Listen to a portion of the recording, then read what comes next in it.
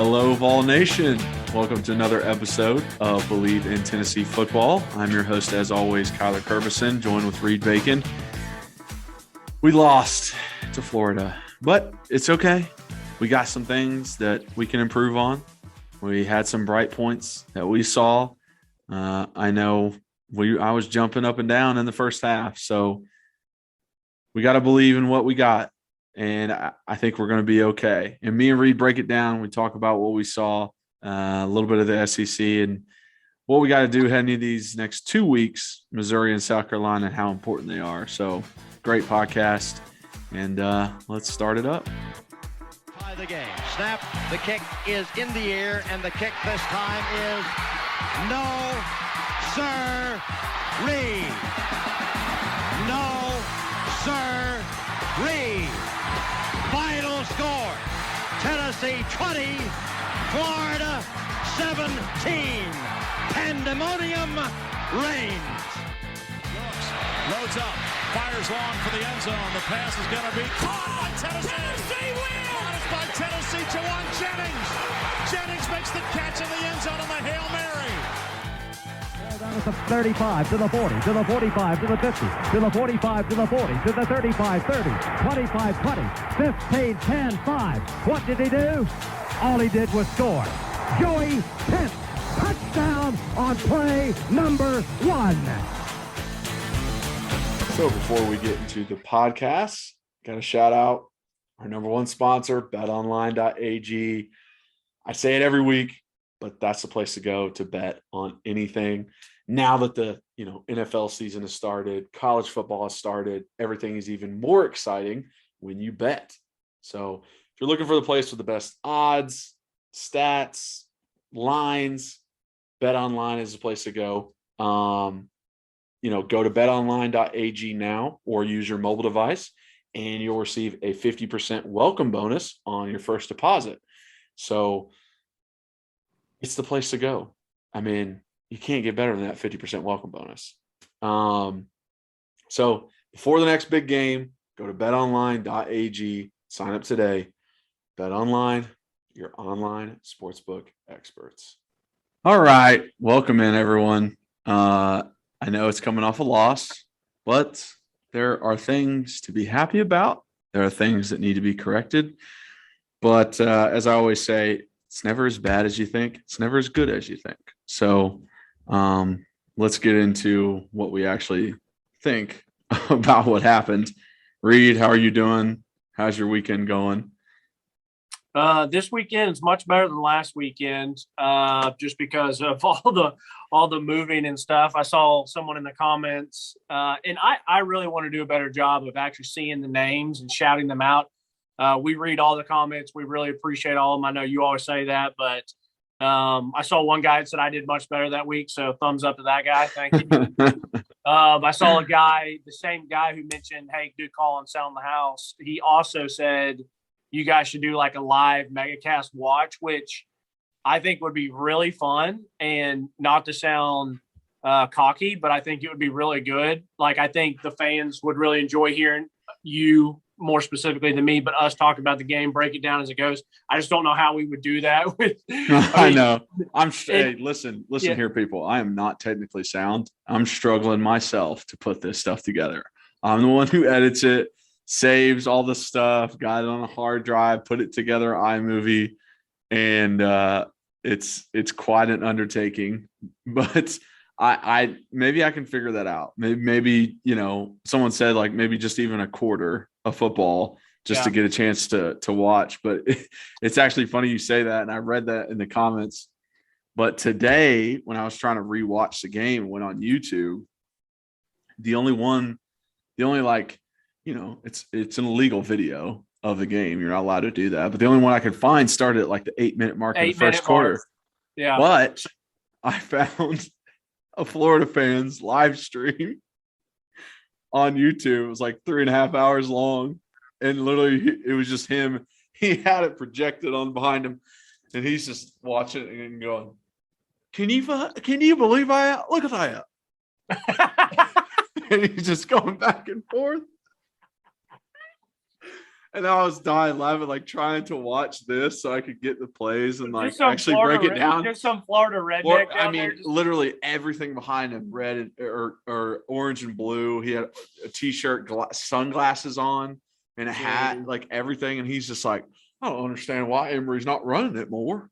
And I turned back looking at the camera. Bro, I was losing it. I was like, all right, I got to watch this until that 8-minute mark. But after that, and I was like, I can't wait to see his reaction for this first touchdown on the screen. And he's just he was so pissed. He's like, on a screen? Really? A screen? That's funny. Yeah, I was going back to rewatch it as well on YouTube, and it started the 8-minute mark, and then it made me realize that I did record all the UT games so that I can watch them on the TV, which I love watching on. It's obviously bigger than watching on my phone on YouTube, but and I love being able to work the remote back and forth. But when I go, I picked up some food and was sitting outside watching it on our porch, and I'm like, oh crap, I forgot that it's went over to ESPN News. And so that's and I was like, oh, let me see if this is around the 8-minute mark. And on the regular TV, it was about that 7-minute mark. So I was like, okay, makes sense. But no, I mean, once again, I know how I felt last night. I wanted to see how I felt after I watched it. Big Titans win this weekend, so that was good. So not having to move a bunch of crap and actually getting to watch my teams and watch ball. Yeah, good win versus a guy with no ankles. Hey, you know what? It does not matter how we get it, and people should know, like, you're a huge Titans fan too. So like, yes, I definitely am. I just thought it was funny that like Carson Wentz is out there with literally no support, like his tape is holding him up. Well, and the fact is, we honestly, the Titans played to control that game and to win that game. But when you have 3 turnovers, like, you're going to allow the other team to end it no matter what the case is. But anyways, good weekend. I, once again, have not talked to you about any of this Florida stuff. We're saving for the pod. So I'm really excited. So I say we jump right into it and let's hear what you have to say about the offense. So I do want to talk about the offense. The overall statement that I want to make is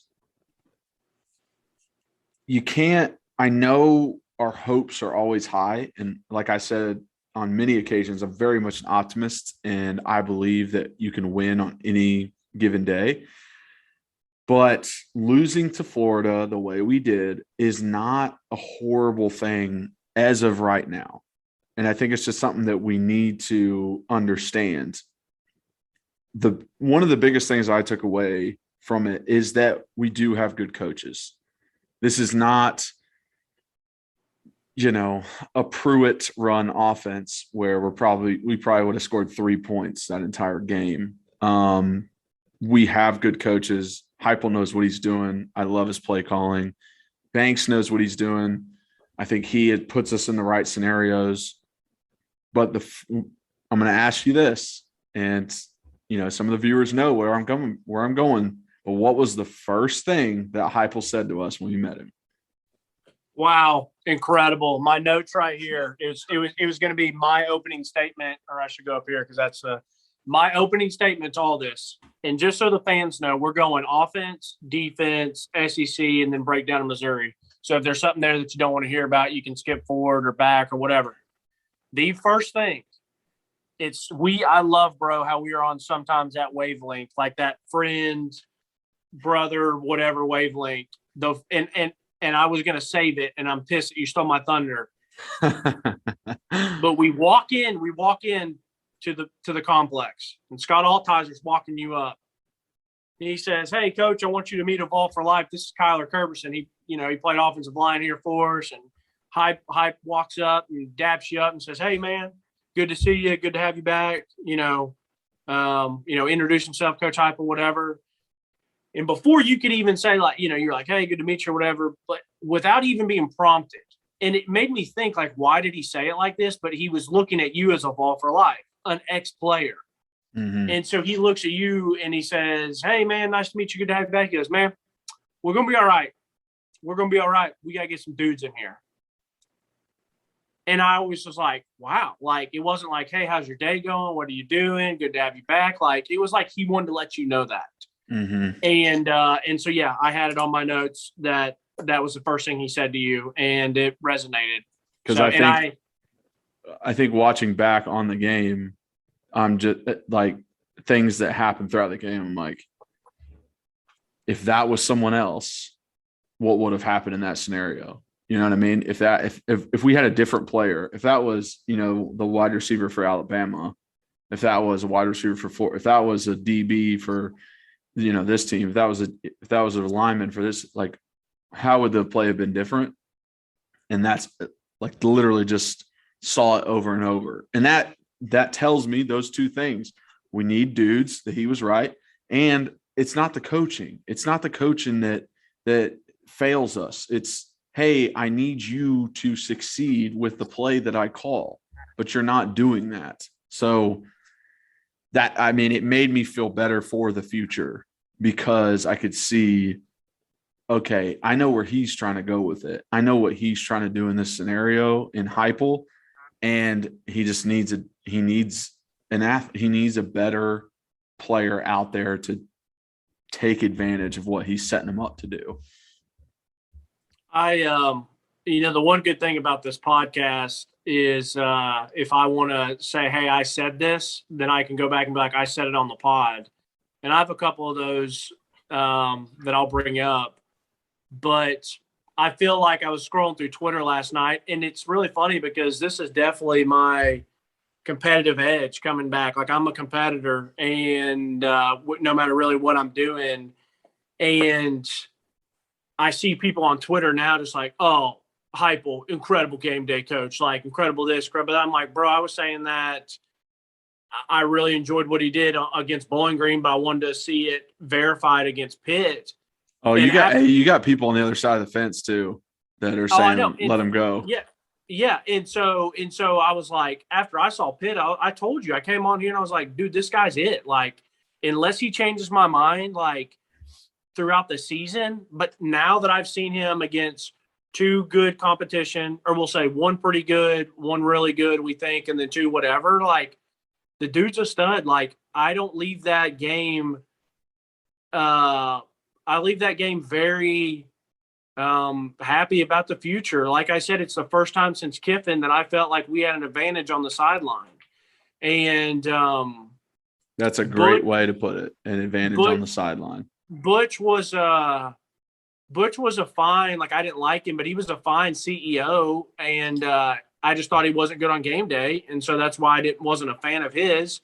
There are still some times that if people gave me enough time and I wasn't lazy, like I could go back and watch film and argue that I thought Pruitt did a good job on the game days on certain things. What killed him was JG in the quarterback situation. I really believe that there were some games where I watched what we did schematically, offense and defense, in our game plans, and I thought Pruitt did a good job. Like, he just ended up cheating and was a clown about stuff, and then JG screwed him. But I'm going to be honest, even when I was younger and I started watching football, like there were times where I felt like Philip Vollmer was a really great recruiter and a great CEO, but he wasn't great on game day. And with Heupel, now it's the opposite. I know the guy can coach, and so the only things I'm remotely worried about are like the penalties and can he recruit? And I'll be pretty surprised if he can't recruit. And that's because I've always said Tennessee recruits itself.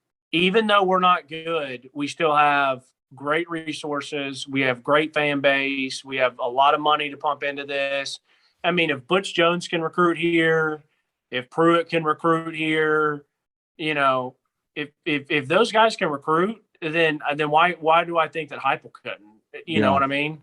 Yeah, I mean. So, but I'm right along with you. I definitely think the T sells itself. Like Tennessee is a great place to be, no matter who's there. So I definitely think that helps. I also, meeting Heupel, talking to him, seeing how he is, seeing how he reacts on the field, and how he reacts to players, and is like, even if a quarterback messes up, comes over to the sideline, he's not like MFing him. He's not screaming in his face. He's talking to him. He's like, hey, this is how we want it to go, explaining things to him. It's like guys will want to play for someone like that they're not gonna, like, once you see the true identity of someone, that's when you're like, oh crap, because a lot of the times during recruiting, you have no idea who this person really is. They're lying to you the entire time,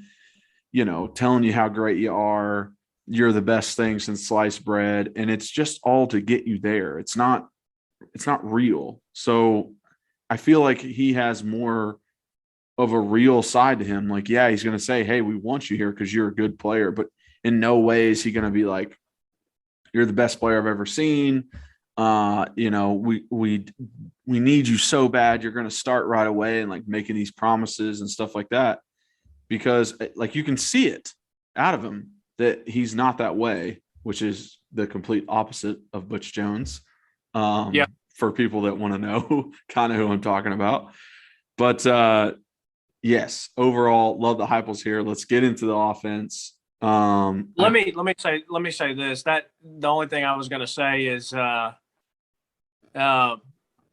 that's what I didn't like about Butch, because I never believed in him. Like, I just thought he was a used car salesman, and that is what's called fake hype. And if you build a program on something that's kind of fake, your foundation is going to fall. And that's exactly what happened with him. He rode that until he didn't really have a good, solid foundation. And I definitely don't think he was good on game day. But I got to tell a quick story. I think some of the fans will enjoy this. You were just saying, like, when the people were recruiting, they're like, you're the best player I've ever seen.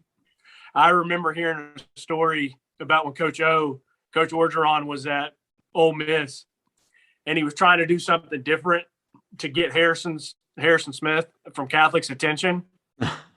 And he woke up one night and called at like 1:30 in the morning, 2 in the morning, and was like, I'm not going to try to do his voice, but he's like, Harrison, this is Coach O.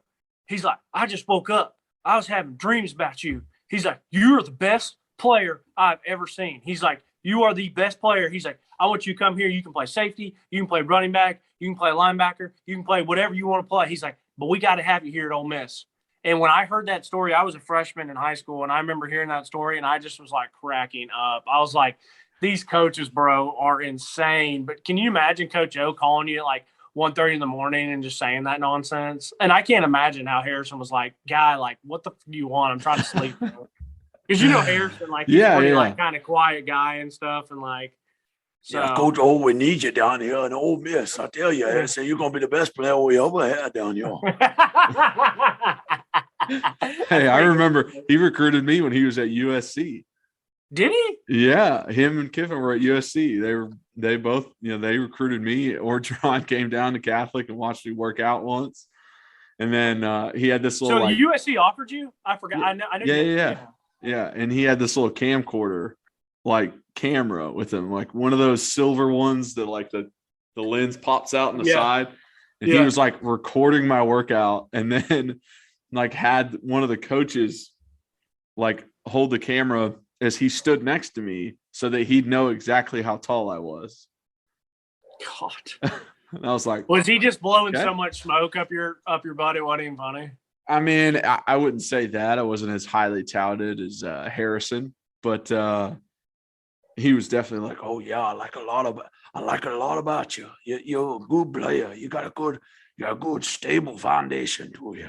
I'm like, okay, thanks, I guess. I don't know. Like, bro, I am never coming to you. Like, I hope you understand that. Like, it's not gonna happen. But I mean, it's good memories, good funny stories. Before we let's go into offense. Offense. Okay, you go ahead. Okay, first. So first thing I want to point out is Cooper Mays. The fact that, I mean, he pulled a Carson Wentz, just sprained ankle, horrible. I mean, in the first drive, you could see him limping. Like, he was affected the entire time. And I just love the fact that he cares so much, where he's like, I got to stay in this game. Like, I have to do what I can do for this team. And it just shows a lot about the character of who he is. So wanted to shout that out. I've known Cooper for a very long time. I remember him coming to offensive lineman camps when he was in middle school, and I was at UT, and like going through the camp and me like helping him do one-on-ones. And I mean, just to see where he's at now, very proud of everything that he's accomplished. So I just want to shout him out.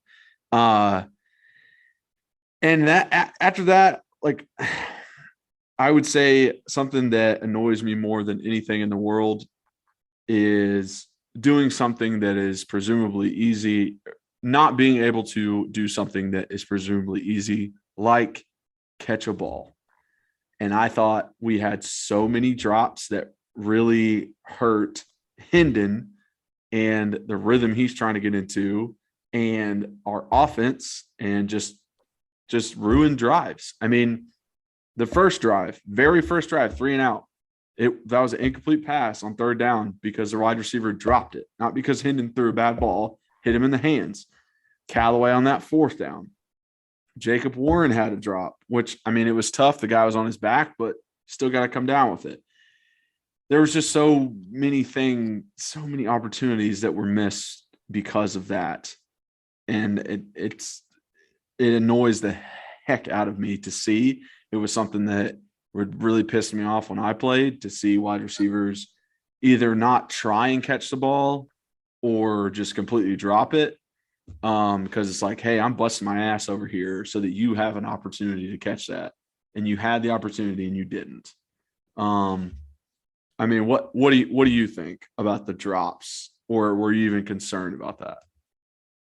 I was concerned about the drops because going into this season, I really thought the receivers and the running backs were going to be our strong point. I've been saying for 4 weeks now, and back into when we went to practice, that I didn't think it mattered who was at receiver. I thought they would produce, and same thing about running backs.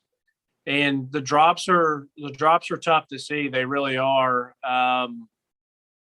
I'll give, I played receiver. It was only in high school. When I was in college, I played safety, but I give maybe one drop every couple weeks, especially to these guys that are, high level SEC scholarship guys. So like, I'm not going to beat everybody up over one drop, but when the team is dropping them as a whole, that's when it makes it look worse. And honestly, it's like, well, it can only be one drop for Callaway, and only one drop for Jacob, and only one drop for Princeton, and only one drop for whoever. But hell, that's 4 drops in one game. So yeah, the drops are concerning. Man, I feel so bad for Callaway. I think that was the classic thinking about what you're going to do before you secure the ball. And I'm not being dramatic when I think that changed the game. I wanted to see a 4th quarter game is all I wanted. People got to remember we were a three touchdown underdog. And I just wanted a 4th quarter game, and I think we're going to have it. And I know that, I mean, I'm guessing that drop bothered Callaway just as much as it bothers the multiple 100,000 fans that are pissed off about it and saying, well, I would have caught that. And I could have, I had buddies saying I would have caught that stuff. I'm like, yeah, I bet he catches that 9 out of 10 times, but he didn't. And like, mistakes happen. And I think, and I don't know about you as a former player, but for me, I still will give some people the benefit of the doubt, especially college guys. In the NFL, those are the best of the best. But we still all make mistakes. Like, I know that he would probably do anything in the world to get an opportunity of that. But yeah, the drops are concerning just because I thought that was going to be a strong point for us as a team. Yeah. The way I look at it, because I don't know, like, I'm stuck between a rock and a hard place. Like, I am a former player, so I understand that people mess up. Like, I understand that it's going to happen. I did it plenty. I had a lot of false starts my last year, and people called me out on it. And, I wasn't perfect. There were times I missed blocks, and I think it's just hey, I'm calling you out because you messed up. It's not I hate you. It's not you're a Personal, horrible. it's not personal. Yeah, it's not personal. You're not a horrible player. You're a good player, but I'm going to call you out because you messed up. And it's the same thing that would have happened and did happen to me. Every time I messed up, here's the film. I'm going to call you out on it. I know you feel bad about it, but guess what? We got to get this corrected. Now, what happened, sometimes it's a technique thing. Sometimes it's, where your eyes are, stuff like that. And maybe there's a teaching point in there, but you got to get called out on it. So in no way am I like showing malice towards Callaway or anything like that, but like, hey, I got to call you out. You got to catch that ball. You got to get your eyes on the ball. Don't think about what's happening next. Okay. You got to catch that ball. Now that you've heard that, we'll move on. We'll go to the next thing. Yeah. And that's what I was going to say is like, maybe ask him like, hey, what happened here? Were you not concentrating? Were you thinking about what you're going to do? Did you take your eye off the ball? What was it? And I'm assuming there it could have been nothing other than just a lack of concentration and just thinking about what you're going to do next. It reminded me of Pig Howard in that Georgia game where he had played really, really well, and then he sticks the ball over the goal line to try to score, and it goes in the back of the end zone. It's just like, man, like I'm guessing he felt terrible about that. He felt worse about it than any of us did. So, but it's just unfortunate that happens. Like you said, you ask it, you point it out, and you move on from it. So yeah. What did you think about the rest of the offense? What did you think about the quarterbacks, running backs, and offensive line? I was impressed by Tyon Evans. I thought he did a wonderful job. I thought that drive where we're talking about with Callaway, the amount of effort he had in that drive was just like a huge, like, okay, like I can trust this dude moving forward. Like he cares about what's happening out there, just dragging dudes, 5-7 yards extra, just, first down to first down like that. I loved to see that out of him. I thought it was awesome. I honestly thought our offensive line played pretty well. I thought Spraggins had a few plays where it didn't do, the best. But like some of the blitz pickups that happened on the long touchdown to Peyton, I mean, the blitz pickup was perfect. All linemen got their guys. Running back came over, picked up his, and Hendon had time and threw a deep ball. It was great play. The screen touchdown, Darnell Wright did the exact thing he's supposed to do, getting out in the screen. He didn't hesitate and turn back on guys that were inside that didn't have a chance to catch Tyon. What we used to say is drop the fruit and just keep going. And he would look, notice they weren't close enough, and just keep going. He did it twice, finally got to the second level and was able to just barely get enough on a guy to clear that through. I thought they protected Hendon pretty well. I thought, some of the sacks that did happen were a little bit of coverage. I mean, I thought, Hendon was back there for a little bit, and then it was like, okay, stuff's collapsing. And it just, I thought there were times where we could have done some stuff a little bit differently offensively. The reason why the screen works so well is because Florida's running those blitzes, right? And they're running pressure. They're running upfield. They're getting after the quarterback, trying to make Hendon uncomfortable. And you put a screen in there, they get out of place. They're not there to defend the screen because they're in the backfield. You run a draw, it's the same thing. I actually have that in my notes. With it being 3rd and 8, they haven't seen a screen yet, and that place is starting to rock. You can feel the momentum, and they are pinning their ears back, and you can see it. They have the line of scrimmage absolutely just packed, and they are coming. And I thought it was a great play call at the perfect time. And I think it's like, and I'm not saying this is what he was going in his head. The guy's just really good at what he does. So he just has a good gut feeling for stuff, I'm guessing, and a really good plan. But when Heupel's like, all right, you guys are probably bringing the house here. You're going to show pressure. Maybe you come, maybe you don't, like whatever. Like one of my guys is best in the open field on the entire team's Tyon Evans. Like, let me find a way to get him the ball. And I thought it was a great play design. I thought it was a good screen. Like you said, I thought the offensive lineman did well.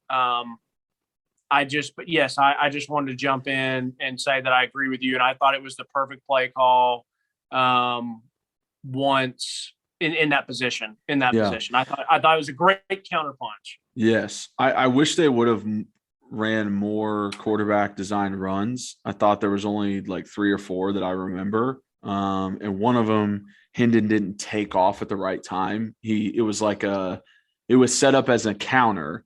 So usually on a counter play, you'll see the running back, for people watching at home or listening, just to understand what a counter is. The running back steps the opposite way before he goes the way he's supposed to. So if the counter's to the left, he steps right, then goes left. So it's a little bit of a misdirection for the defense.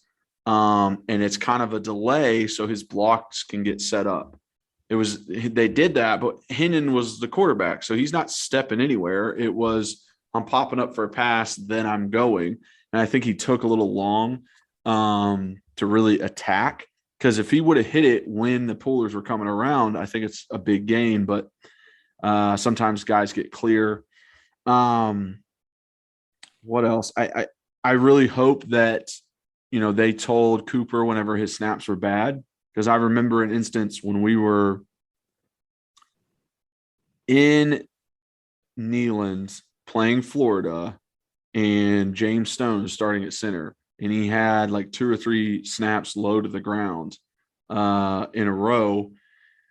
And, it kind of halted the drive. They had a few more plays after that, but they ended up punting, and it came over the sideline. Everybody's catching up. And then someone was like, hey, like, your snaps were low. And he's like, what are you talking about? It's like, your snaps were low. No, like, if someone hadn't mentioned that, like, no one's telling him out in the field. And it's like, the only way he's going to fix it is if he knows what happens. So I just thought that was like, when it happened in front of me, I was like, oh crap. Like, I need to make sure and mention that to people whenever it does happen, because it's just like insane to think like, oh, like, everyone's so concentrated on the next play that they don't tell him, hey, fix this. You don't think Hendon's going up to him like, bro, get this ball up, like you're skirting the ground? Well, that's what I'm saying. I would have thought Tyler Bray would have said it to James the play after, but he didn't. You know what I mean? So it's like, every time that happens to a center, I hope someone's telling him that it's a bad snap. Makes sense. Maybe they're so focused on 90 million other things. Yeah. They're like, okay, what's the next play call? It's actually 2nd and 10 now. Okay, now I need to figure out what, and they don't think to say something to the center. So I hope someone did that. I thought there were a few plays that I saw where the backside defender was the one making the tackle on the play, on a lot of the runs. And that is so easy. Like, it is so easy to fix with just a simple pull from Hendon, or a simple, naked boot out the other side. And I just we didn't do that. Like, I really did not see those naked boots and getting Hendon out in space, because he's very athletic. Like, let's get him out in space. Let's have some opportunities for that read option and slow down that backside defensive end, because they were just screaming off the edge and were able to catch up to our running backs on a good amount of plays. So, overall, I thought it was good. Like you said before, I do think that Callaway drop really just kind of took the wind out of our sails, because at that point, I still thought like, okay, we're down 10. Like, if we go and score a touchdown here, we're down 3. Like, this is still a competitive game. Like, we still have this. There wasn't a time during the game before that moment, and that was, halfway through the 3rd quarter, where I thought, 6 minutes left. Yeah, where I thought, oh, this defense has our offense's number. Like, in no way did I think that. I thought our offense was doing very well. I thought we were still, moving the ball downfield. So I was like still very positive, like, okay, or like they don't know how to stop this offense. And then, the next drive after that, they scored again. So the next drive after that, we're down 17. It feels a little more like we can't get anything. And a couple penalties happen, and Hendon goes out, and that's pretty much all she wrote. I think Florida did a good job of running the ball as much as they did. That's what they are. That's their identity. And holding on to the ball because they're running it so much. We really didn't get that many opportunities to run plays. I mean, time of possession was a big factor too. Now, I mean, overall, giving out what I think, I do want to know your side of it and what you thought about the pre-halftime drive and possibly some timeouts. That was a massive argument between some buddies of mine and stuff. So offensively, I'm going to go through some stuff here. We've already talked about the drops and the wide receivers, so I'm not going to hit on that. I did think that the offensive line held up pretty well. I called it on this pod where I said there's going to be some plays where it's a low snap. Did I not literally say where it's a low snap and Hendon has to pick it up and try to run for 5 or 6? And then there's going to be, will they tackle us and it's 2nd 11, and the next play that Heupel draws up is a really good one. So you're welcome. If you guys want me to pick some lottery numbers for you, holler at your boy. But yeah, people think it's maybe that you're at your mom's house that's helping you. What do you mean? Like in the comments, they're like, Reed did a lot better job this week. Maybe it's because he's at his parents. Yeah. I don't know. Yeah, I'm not sure why that matters. You got that nice gold background. Yeah. Yeah. This house is the house was my grandfather, my grandparents' old house. So there's still some remnants of like the 70s and 80s. Like in this room, there's grass cloth, which you don't see anymore, but we're in the middle of like updating everything. So that's why we have the weird background. But I love some of the play formations. I thought it was really awesome. A couple of them that I really thought was good. I thought our scoring drive to answer was really good. I mean, it literally goes, we run, we do that little play action dip to Jacob Bourne, which in the pit game, he got tackled. And I said, I wanted to see him make a miss. And he made a guy miss, gets the first down. Then we do a quick screen to Callaway. He falls, but still gets 5 or 6 yards. And the next play, we hit Javonte Payton. So guess what? I owe Javonte Payton an apology. That boy can be a deep ball threat. So it looks like we don't need Tillman or Velas or Jalen Hyatt. Yeah. So I was wrong about that. Let's see. Speaking of Jalen Hyatt, I did like the play design to get him involved. He is very electric with the ball in his hands. And so he's outside to the right, bring him in motion, looping back around. They did a good job of getting Tillman and I think Princeton Fan out for blocking, get it to him. And the boy takes off. I mean, I want to get the ball in his hands more. And I know that the coaching staff is obviously trying to do that. I know I got on my notes on here that the snaps were a massive issue, and I did feel like that hurt a couple of drives. I felt like Hendon did a really nice job, though, like getting those off the ground, still getting them up, getting his eyes downfield a little bit. I do feel like Hendon is our best option at quarterback now after watching him through that full game. Yeah, people were a little upset with our take last week of you can see where Bailey is, that he's not quite there yet. And, they were a little upset that was your take, not my take, because I didn't get to see the part of him being in the Tennessee Tech game. So that's on you. Okay, I'll take that brunt.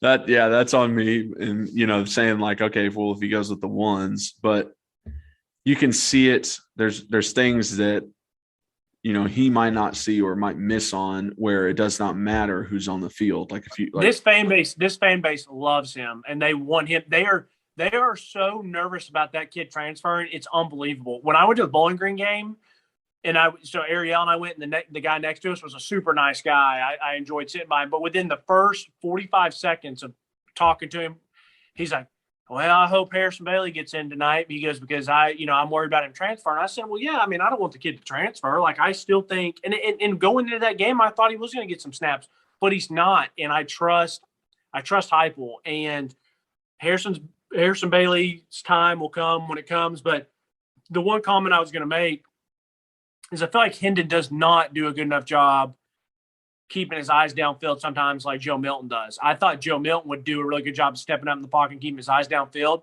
but beggars can't be choosers. And so I do like the fact that Hendon makes a decision and gets upfield. So I thought he did a good job, even with those snaps being a little low. Let's see. Oh my gosh, the play design to Jacob Warren was so filthy, bro. Like when and Hendon did a good job. Hendon did a good job trying to get to the right side and like buy time. But I rewatched that like 3 or 4 times, and they had him. And then he missed him on the throw across the field.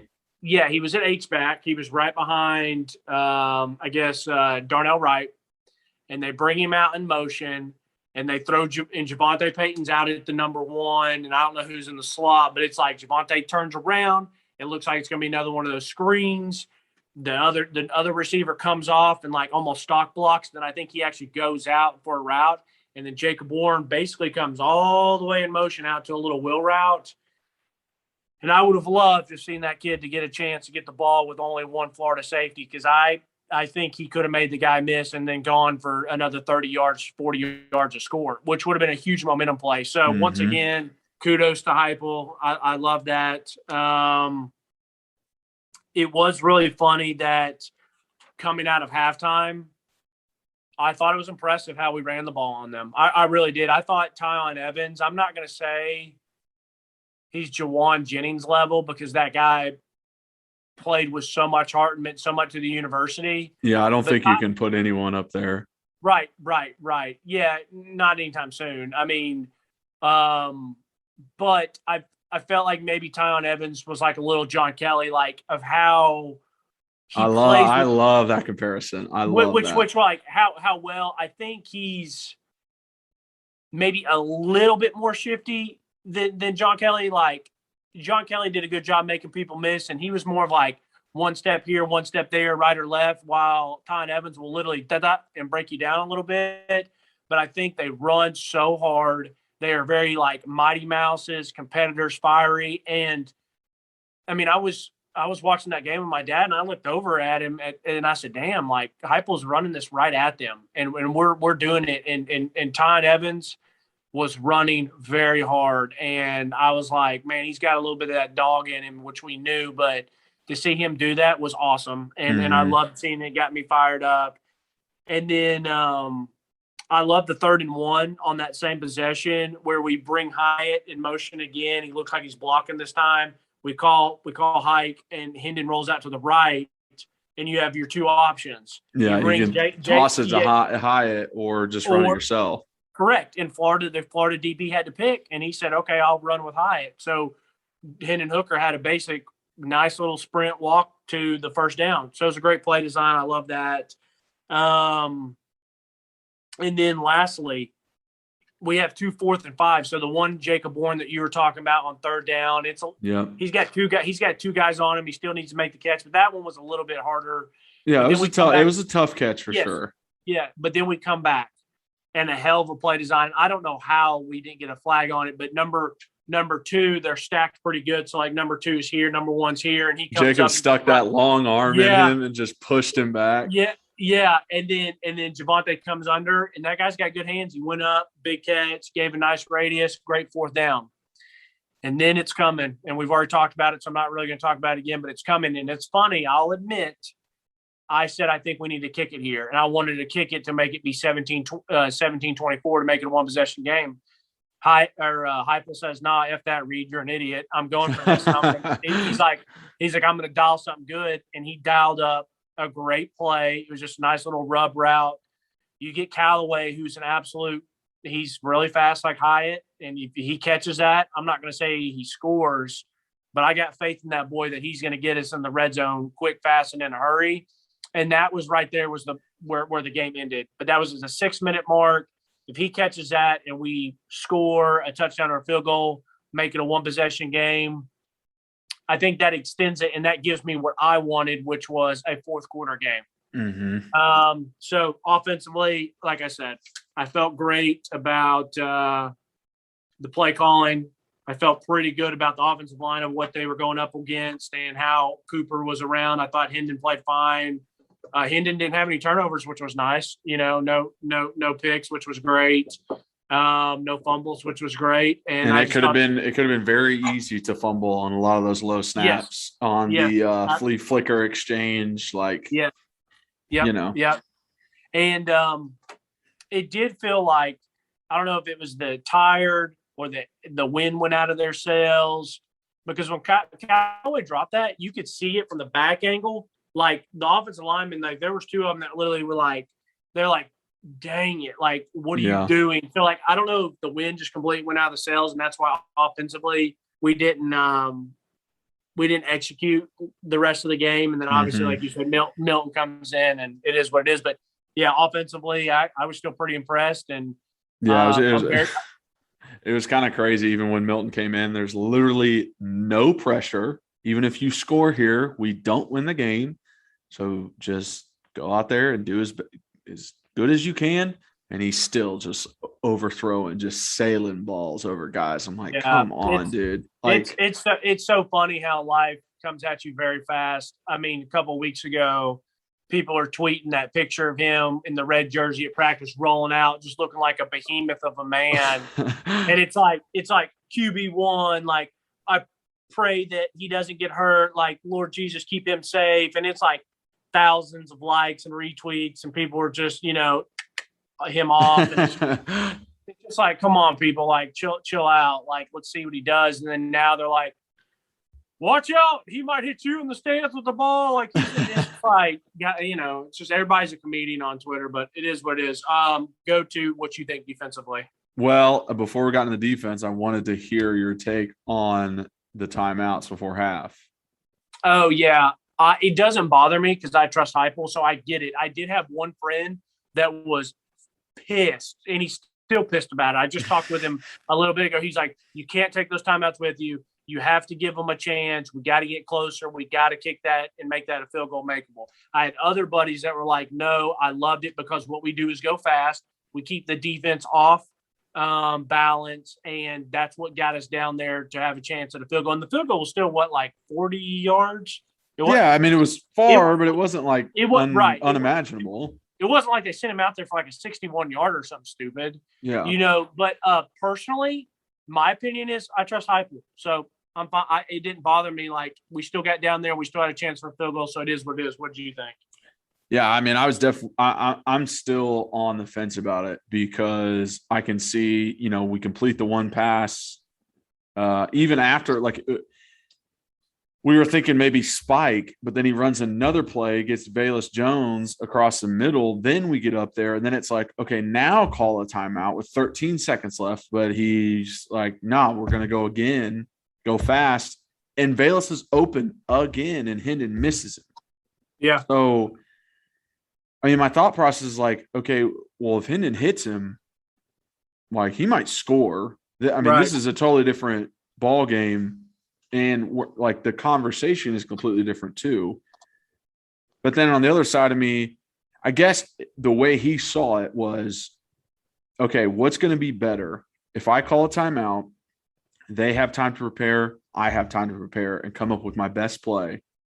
Am I going to get further or into the end zone with that single play? Or would I have a better chance of just going fast and running a play right now and getting in the end zone? Because with 13 seconds left, you probably have one more play. And if you don't complete it, you're most likely going to run, maybe an out route to get 5 yards, make it a closer field goal, but you're going to kick a field goal. Like it's like a one play touchdown or it's a field goal. So, I mean, when you really think about the success you've had earlier in the game, the fact that you've caught them literally not lined up a few times because you're going so fast, I almost think it's a good call. Just to, hey, like let's just go fast, let's run this route, and you're open, and it's like, God, if Hendon hits that, it's 21 points right there in the first set. Like, that would be huge to have the lead going into halftime. But yeah. Listen, I'll say this, the last thing I say on it before going to defense, I'm fine with it either way.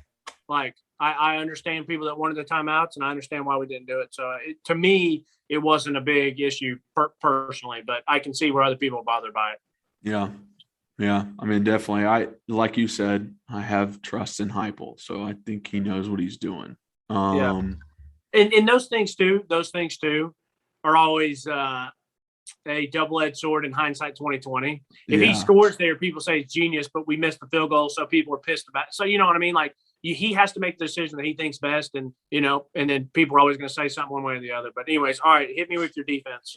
Okay, so defensively, I thought we did a great job tackling on the perimeter like we have all year. I thought that was very good. Obviously Florida's rushing offense is elite, and they exposed us a little bit. I think, we hadn't faced a team like them in the previous 3 games. So there was an obvious tier of talent difference between our opponents. But I mean, man, in the first half, a lot of effort out of the defense. I mean, holding them to the field goal on one, having them punt twice, causing a turnover on another. Like I love that out. I thought they were doing a great job. I really do think that there was a lot of uncalled penalties on Florida. Thank you. Lot of holdings. So many holdings. Let me say this: huge block in the back on Flowers. It was just like obvious that it's just not called. Holding on the outside by the receivers and holding on the inside. But continue. Yes, and I mean it was very noticeable on the outside whenever the running back would bounce or anything like that. It just, our DBs throwing their hands up.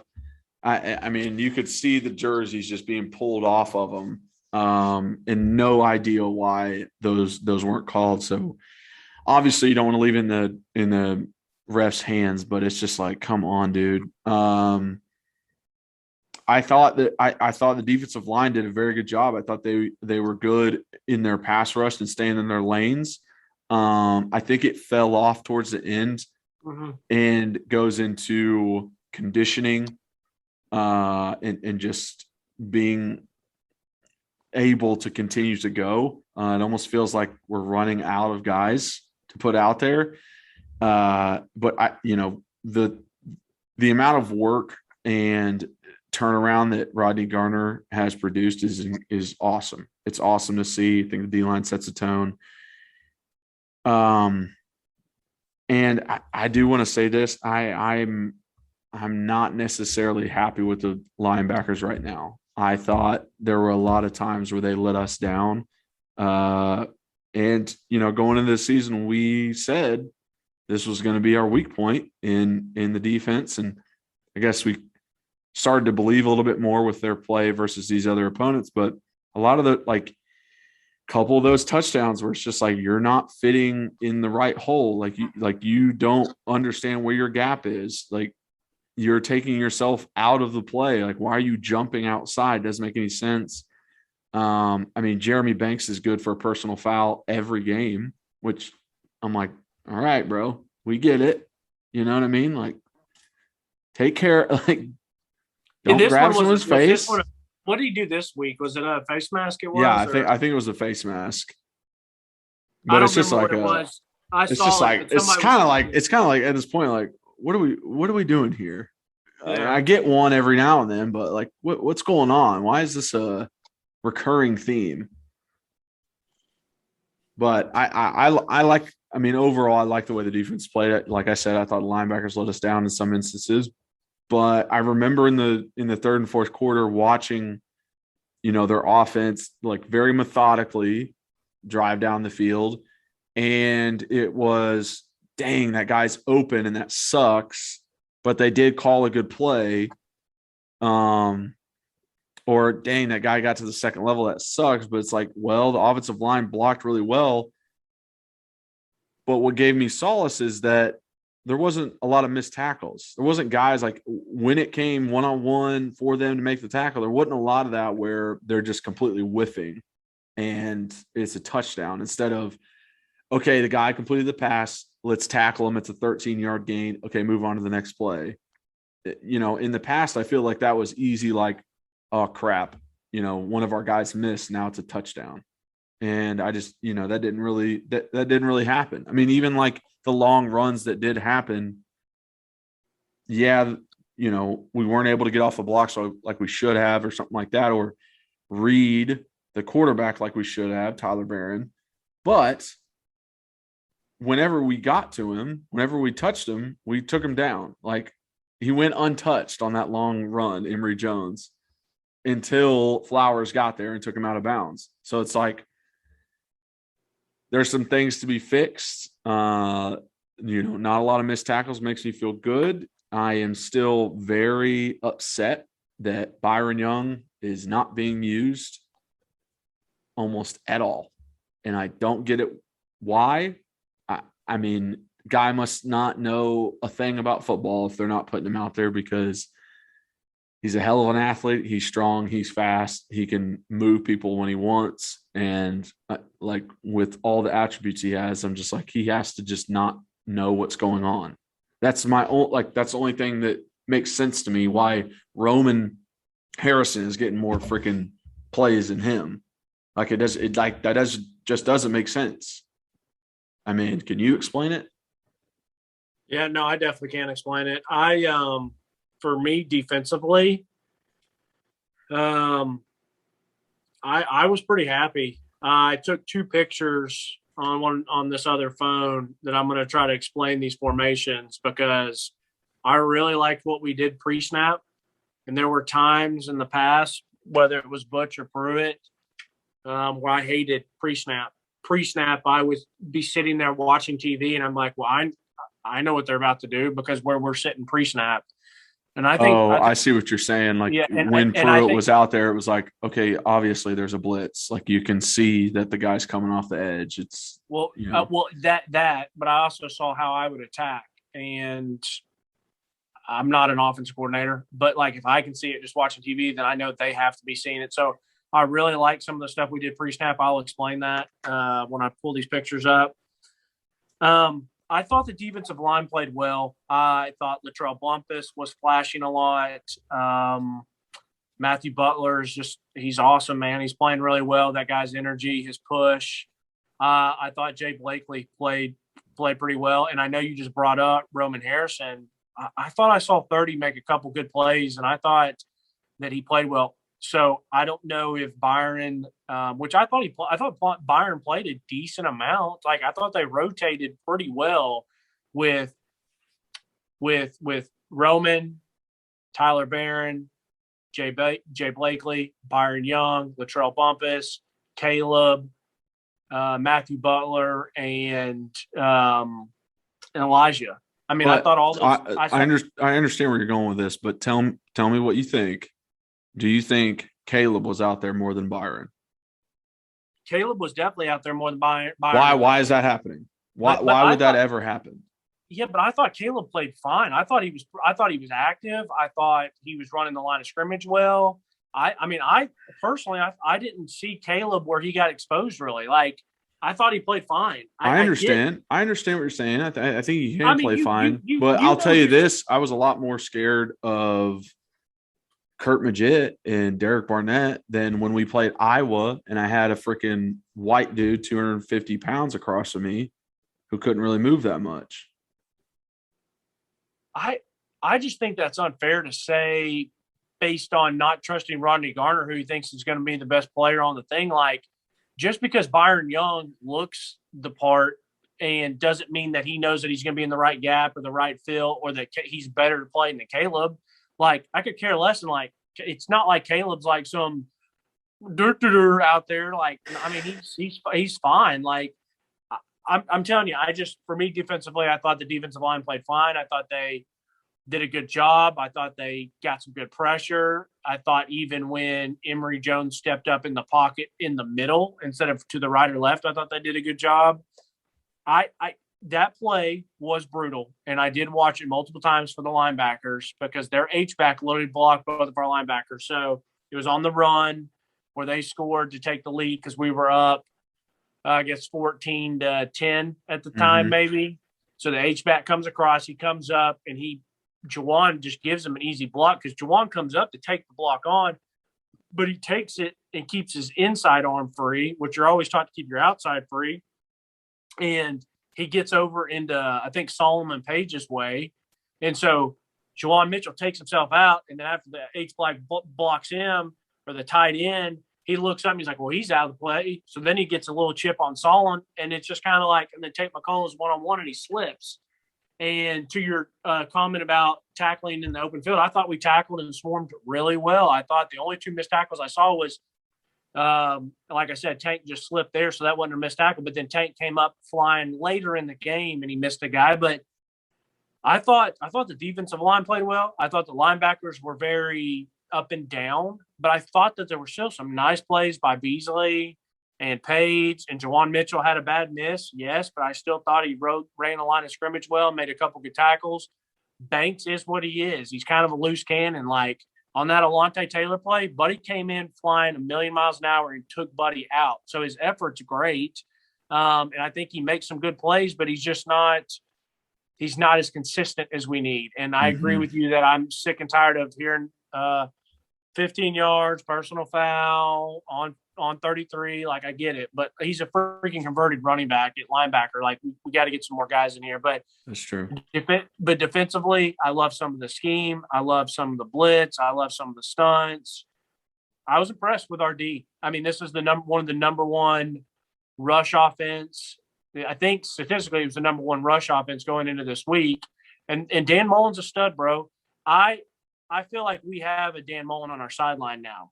And so that's nice. But, like, I still watch some of these plays and, like, I'm like, Dan Mullen's just good at what he does. And once again, on the podcast, I said, what did I tell you? I said, they're going to take advantage of another double pass. And they did it, and they set it up perfectly. 14 was only in the game like 3 or 4 times. First time it was early.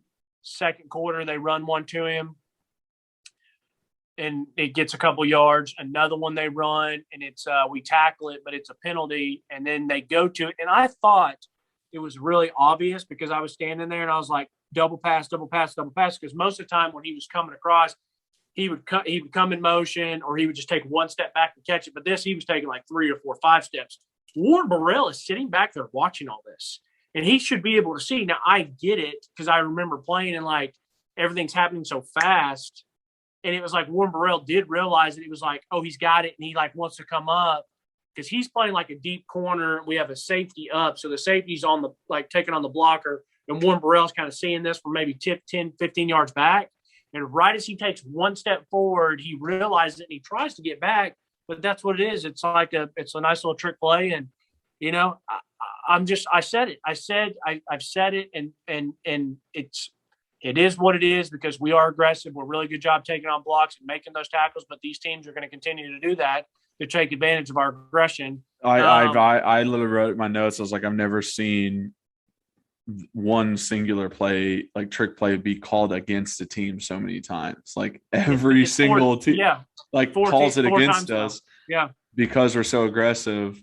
But I honestly would live with it because if us being this aggressive means there's no perimeter screens, we're taking out anything on the edges, we're able to come up and make tackles and not give them those easy 4 and 5 yard just bubble screen completions.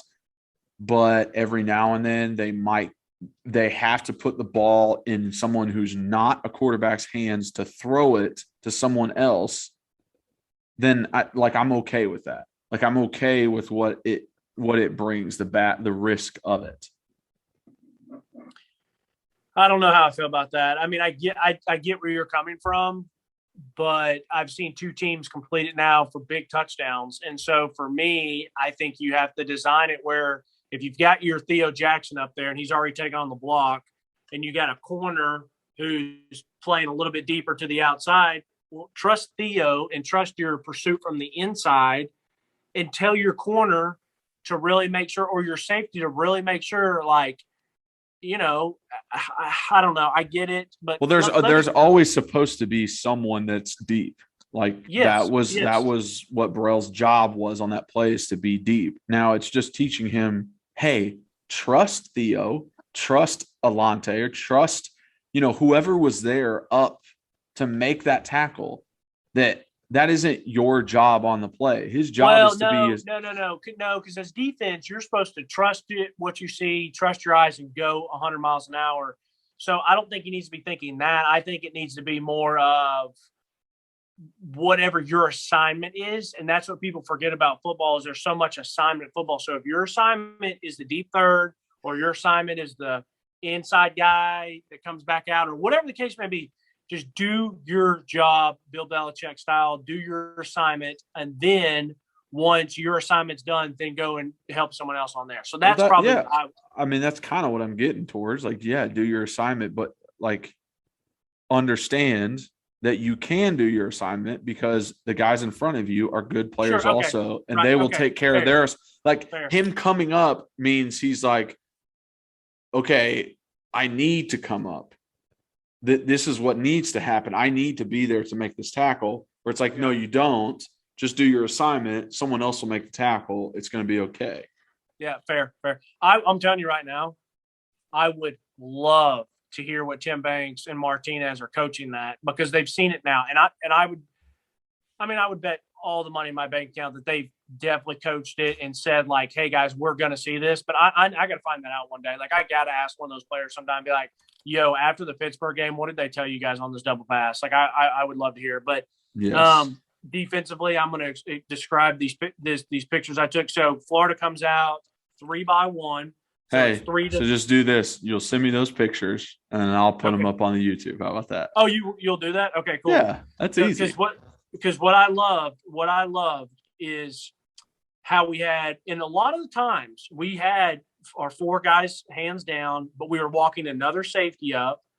And then once we walked another safety up, we let them come up almost to the line of scrimmage, which is the second picture I'll send you.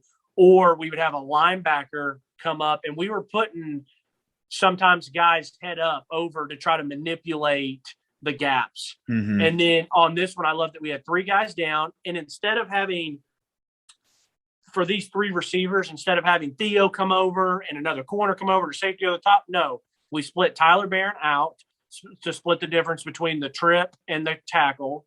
Banks comes out a little bit more, and then we have one corner and we have one safety. So it's like, I like that we're not, someone might argue that we're outmanned on that side. Really, we're not, because right here it's still 3-3 with a safety over the top. But I don't think we're giving up the, hey, they really want to spread us out so that they can run it on us. We're not playing into their hand. Correct. And on this play, they do this to the short side of the field. And this is actually a play where Tyler Barron comes off and he bull rushes their tackle and gets the hand up and bats the ball. The next one that I will send you is where we got four guys down. We have a safety coming up that is literally equal to our linemen. And then we have a corner and both of our linebackers up. So it's like, so it's 8 guys in the box. And then it looks like we do man up on the outside. So there's a lot of times where, and I'm going to be honest, I didn't trust Tim Banks at all, which I didn't know anything about him. I read that he'd gotten fired one place, and then at Penn State, he wasn't even the defense coordinator. I don't know what to hear, but what I've seen so far is like, I kind of trust him just as much as I trust Heupel. So last thing to finish up on defense, once again, I love the effort. I thought the scheme was pretty good. I thought these guys played hard. And I thought what Alontae Taylor did on 4th and 2, huge time in the game. And Dan Mullen calls a hell of a play. And Alontae Taylor could have easily, in the middle of that, been like, F, and be like, man, like I just gave up a 4th and 2. It's a huge momentum play, and just kind of jog, let someone else come up and make the tackle. Once that guy makes a tackle, then he's sitting there like, man, like, I mean, I remember doing that. I remember watching I remember doing that personally, and I've seen so much football where I've seen that, where a guy know he gets beat and he feels terrible about it, and he still kind of keeps playing the play, and then right when someone else makes the tackle, he's like beating himself up. No, like F that. Like Alontae said, whatever, I'm going to keep running downfield. He comes running downfield. Someone wraps him up, and he keeps fighting. He rips the ball, and there's like 5 dudes there. So someone's got him wrapped up. Alontae rips the ball. Jeremy Banks comes in and takes the guy's head off, and then Beasley's there to fall on it. I mean, that's 4v1.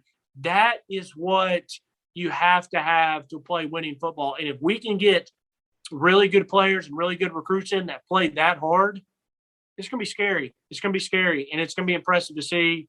So I love to see that. I thought it was awesome, and I've been happy with what I Yeah, So, you were just saying earlier how you were calling out stuff people wanted to ask you about the lottery. I mean, that was literally what I said, yeah, last week or 2 weeks verbatim. ago. I'm just like, turnovers is not, it's not about like, oh, I did a good job in my footwork and got to the place where I need to be. Like, it's a lot of effort and just like putting in work to punch at a ball or rip at a ball or do something like that lawnmower. I want to see that every time a runner is stood up, every single time. And I feel like we haven't recently. And I've been wanting to very much, like really just see us get after it. So I'm very happy with what Alante did and the fact that he actually took that onto the game field. So let's go into the SEC, the rest of the games that have happened this week. I mean, there was a big ones like Georgia Vandy just being absolutely embarrassed, 62-0. Alabama beating up on Southern Miss, but some of the closer ones, LSU, Mississippi State. I feel like they're both like I can't get a grasp on how good they are, how bad they are. Doesn't necessarily feel like they're good teams, but I don't want to say they're bad. I mean, LSU's 3-1 right now. And Auburn, I mean, going down to the wire with Georgia State. I literally tweeted, I was like, hey, welcome to the family, Auburn. Like it's a fun time to be losing to Georgia State, isn't it? Like it's so great. Like Georgia State's actually not that bad of a team. But the big one obviously was the Arkansas Texas A&M game. And shout out Sam Pittman doing a great job with Arkansas. Actually had someone ask me like, why is it that Arkansas and these other teams can bounce back and we can't bounce back? Like, what is it? Like, seriously, why does that happen? And I said, just give it time. Like I love Sam Pittman. I really do. I think he's going to be great. And I think he's a good head coach. I think Arkansas is lucky to have him. I think he might win right now a little bit, maybe 9 wins, maybe 10 wins this year. But I see him as the coach for Iowa that usually goes Kirk Ferentz 6-6, 7-5 every now and then we'll have a year where they go 13-1, or we'll have a year they go 10 and something. And I said that to him, and they said, "Well, I'll take that. I'll take average." I was just I said, "No, you wouldn't. Not here. Not in the SEC." Kirk Ferentz would have been fired 3 times if he was a Tennessee head coach. You can go look at his records. He went 4-8. He went 4-8 one year. I would take 13-1 though. You just said 13-1, and your boy would definitely take that. Yeah, no kidding. But as soon as he went 4-8, you fire him, and he went 13-1 after that 4-8 season. Guy's been there since '99. How many national championships has Iowa won since '99? That's all I'm saying is that it's you're on a different line here. It's a very short leash. You don't get average. It's just it literally is the pressure that's put on people. I understand what you're saying. I would love that too. That would be that. I said it when Pruitt was still here. I was like, give people time. We always, 3 years in, we kick them out. I said that to you, but that's the name. That's just how it is now, and then how it is in the SEC. Like in the Pac-12, in the Big Ten, in the Big 12, for goodness sakes, you can do that. You don't have to win right away. You can they can give them a few more years because it doesn't matter as much.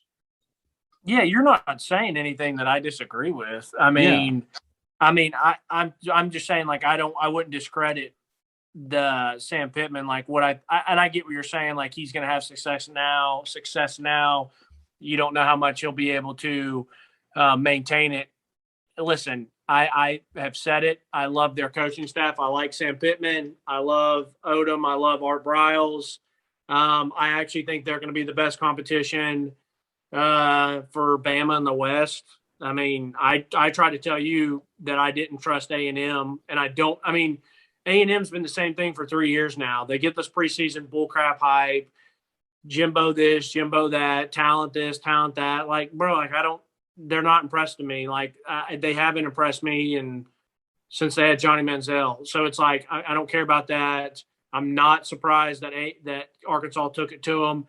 And honestly, I don't even really care about the rest of the SEC. Like I was just focused. I mean, I would have loved to have seen Georgia State beat Auburn. That would have been hilarious. I mean, I love the fact that Bowling Green beat Minnesota. Huge for us.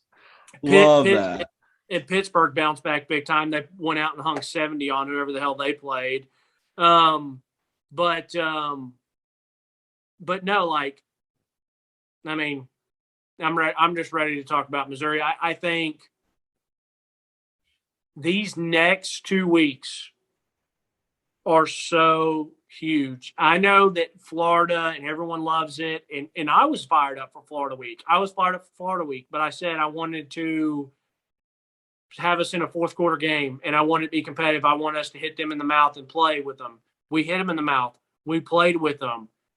We didn't execute. Like I said, I'm still not pumped about the penalties, but these next 2 weeks are more important than that Florida week. They just are. We have to beat Missouri and we have to beat South Carolina. And that's what I'm more concerned about. So, I mean, how do you feel about going into these next 2 weeks and how do you feel about going into Missouri? I definitely think it's very important. I feel confident going into Missouri with the resume Missouri has put out this year in the games they played in last week versus Boston College. I feel good about it. I feel good about our offense. I feel good about our defense.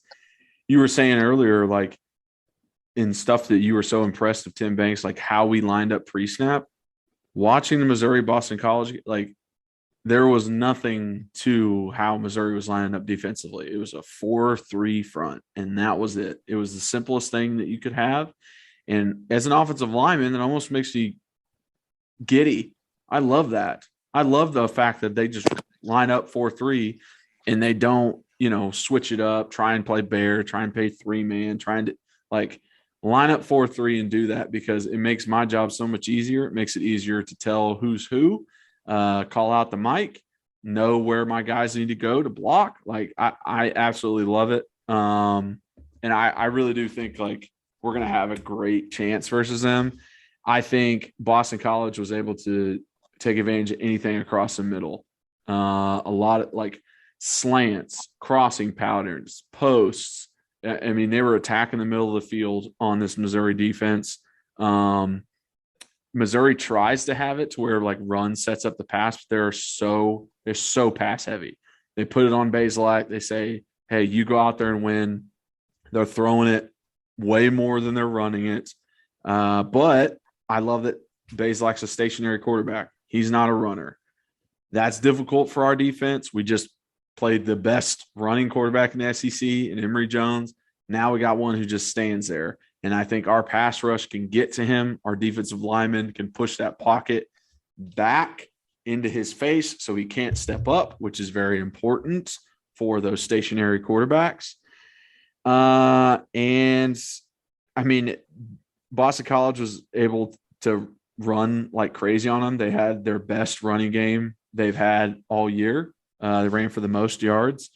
They allow 32 points per game. Missouri does. That's worse than Boston, or that's worse than Bowling Green. So it's like we're the fact they're allowing 32 points per game and they're about to play Heupel and his offense and what he can do, like makes me feel good. And then, Boston College like went on a 15-play drive to end the game. And they scored with 25 seconds left, and Missouri was able to get in range to kick a field goal. But they ran 15 plays, and 10 of them were runs, and Missouri had no answer for it. And, I mean, just the fact that they were able to do that on Missouri's defense, like all of those signs give me hope for us playing against Missouri. Now, like I just said, Missouri went down and kicked a field goal with 25 seconds left, which means – they don't give up.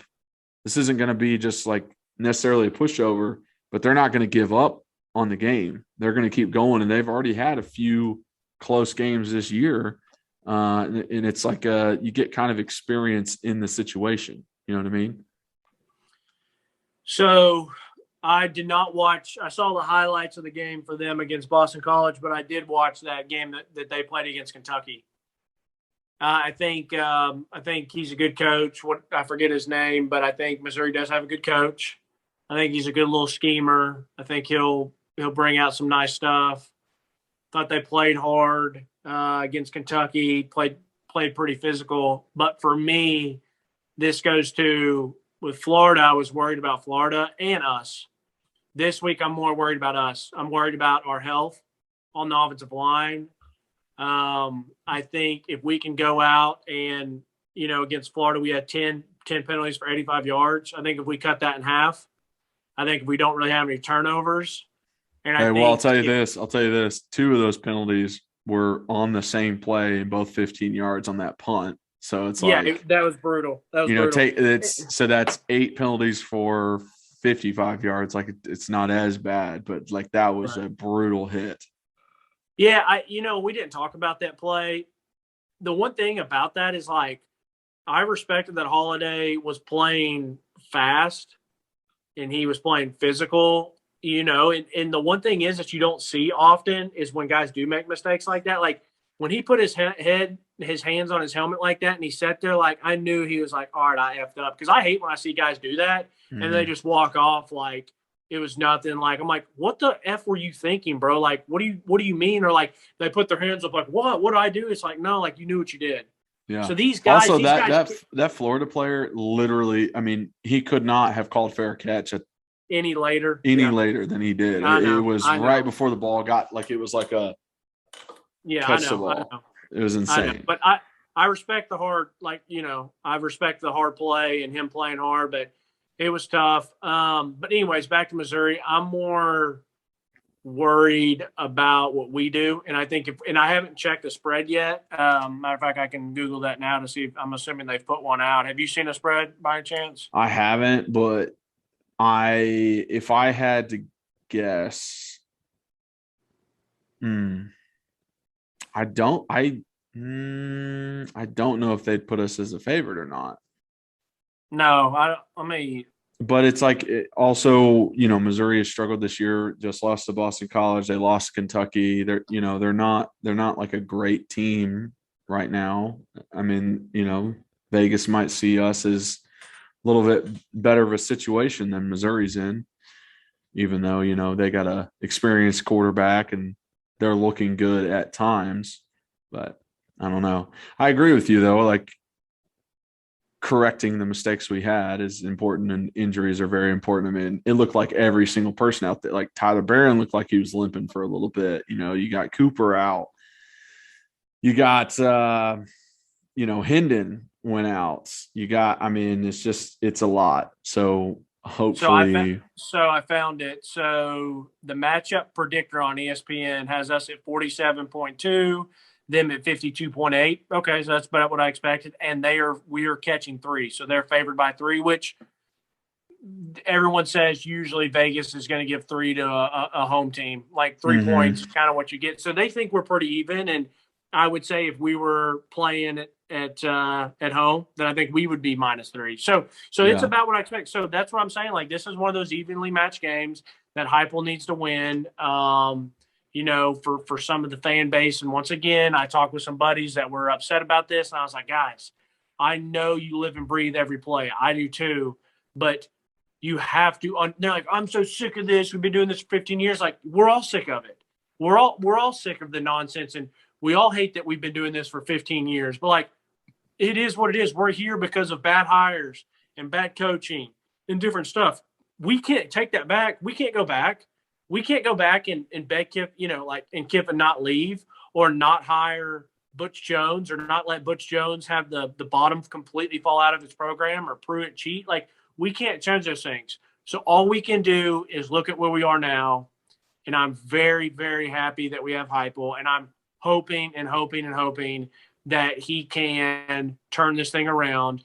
But I get it. We all hate losing to Florida. But we're a 3-touchdown underdog, and we competed with them. We look like just as good as team as they were. So let's get some more players. Let's get some more depth.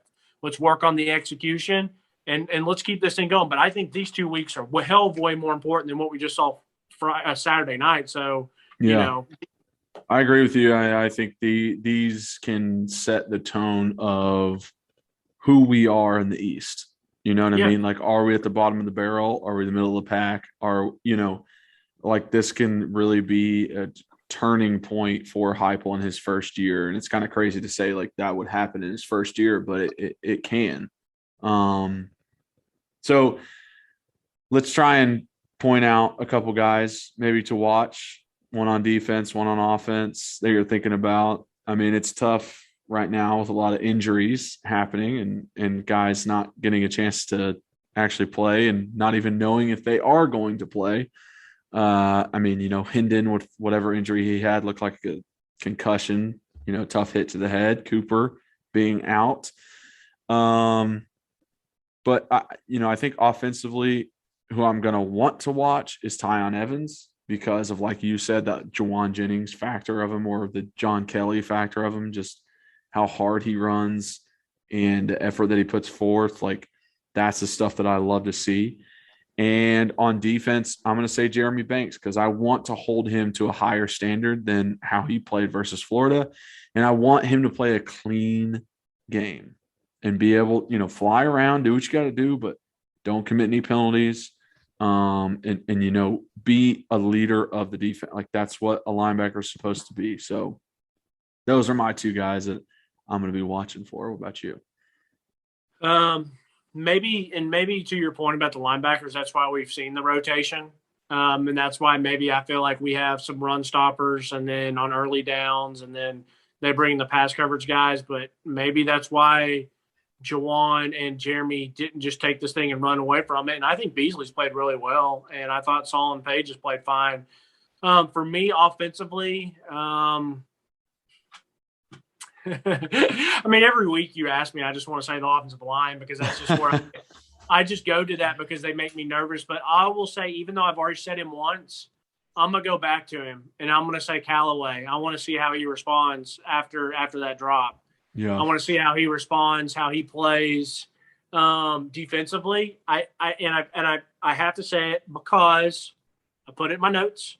But I want to give a shout. But I want to give a shout out. Everyone knows about Reed's notes. Yeah, I want to give a shout out to Jay Blakely because I thought he played well, and I'm gonna tell you right now, in the second quarter, with 11 minutes, and we're up. I think we're up 14-10 at that point. We just taking the lead. Jay Blakely comes around. He beats their left tackle. Big sack. And he steps up and he makes a hell of a sack. And this is just me being nitpicky. But when he came around, he didn't do the swipe and rip to try to fumble. He just went to grab him, which I understand, and he grabbed him around the shoulder. But if he comes around there and he takes a swipe at Emery's arms and that ball comes out and we get that and we somehow score and make it 17-10 because of a field goal or 21-10 because of a touchdown, holy moly. I mean, that game looks a lot different because then hopefully you take them out of what they do. Now, it's still early. It was still, like I said, 11 minutes, I think, in the second quarter. But I would have loved to have seen that. So, anyways, so defensively, I'll say Callaway offense and defense. I'll go with Byron Young.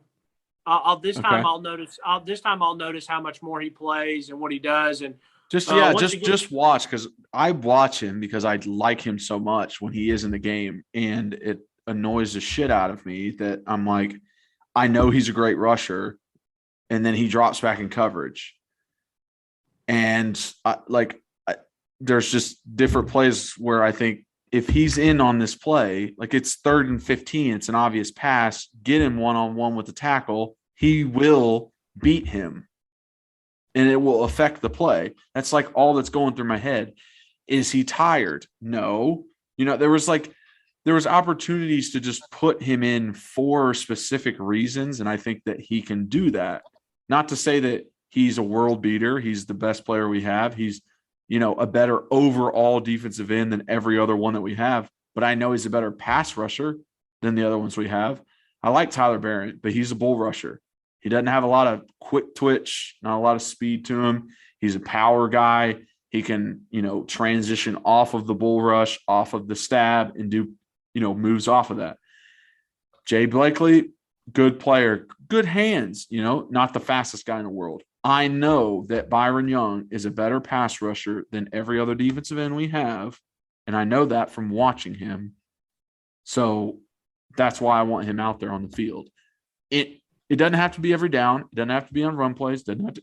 Just get him out there on 3rd and long, please. That's all I want. So, and that's fine. I get it. But, I mean, one thing is like he is very athletic. So what if he is important to us to drop back sometimes? Like, I'm just playing devil's advocate. Like, I still saw him playing a good amount, and I still saw them rotating, which I like rotating. If you got enough guys that are good enough to play, rotate, keep guys fresh. But, like, I'll watch this week. That's fine. I'll watch this week because I still feel like he is good and when he's dropping back. But I get it. You want to use him because you feel like he's more valuable there. But anyways, yes. Final things, man. I was fired up. I was going nuts. I was so excited. I loved a lot of the stuff I saw, and I hate that the wheels fell off like they did. And there was just a couple plays here and there, but when you're playing a team that is that good and is that much better than you, you do have to play a perfect game. We did not play a perfect game, but there was still a lot of stuff to improve on. And guys, like, stop freaking out. We were three touchdown underdogs. Like, wait to freak out this week if we don't show up, or wait to freak out next week when we play South Carolina at home if we don't. That's where we're more concerned. Anyways, Enjoy talking with you as always. Yes, as always. Love it. Love you, bro. Thank you guys for watching and listening. Appreciate you. Appreciate you in the comment sections, making friends. Make sure you hit that like button, that subscribe, the notification button. Rate us on all your podcast platforms. Follow us on social media at Kyler Curbison on Facebook, Instagram, and Twitter, at rbacon26 on Twitter, at Believe in Tennessee on Twitter. We live tweet during the game, so it's always a lot of fun. And tell everybody about us. Tell us what you think. Let us know. I love feedback. Reed does too. I will say this too. I will say this before you say our go Vols, because I don't know when you're going to finish it up. And I mean to do this every once in a while, but I just want to continue to give some shout outs to people that are always hitting us up, and they've asked some good questions too, and we'll get to those. But like Ryan, snap. That's all I was just about to say. Our good friend Ryan, he asked us a question. We can get to that one next week. But Ryan Ridley has been awesome. He's been listening so much. We really appreciate that.